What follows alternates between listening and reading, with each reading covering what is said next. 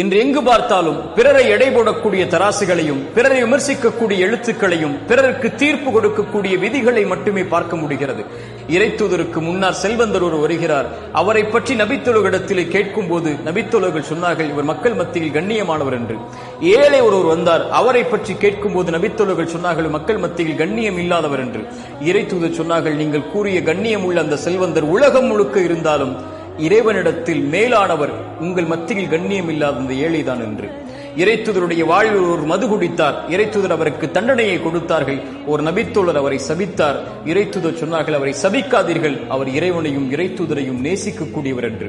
இறைமறையும் இறைத்தூதருடைய வழியும் பிறர் மீது எப்போதும் நல்லெண்ணம் கொள்வதை மட்டுமே ஏவுகிறது. குறுகிய மனப்பான்மை உள்ளவர்கள் தான் பிறர் மீது எப்போதும் தீ எண்ணம் கொள்வார்கள், பிறருக்கு எப்போதும் தீர்ப்பு கொடுப்பார்கள். நம்மை குற்றவாளியாக கருதி பிறரை நல்லெண்ணத்தில் தீர்ப்பு கொடுக்கக்கூடிய மனிதர்களாக வாழ்வோம்.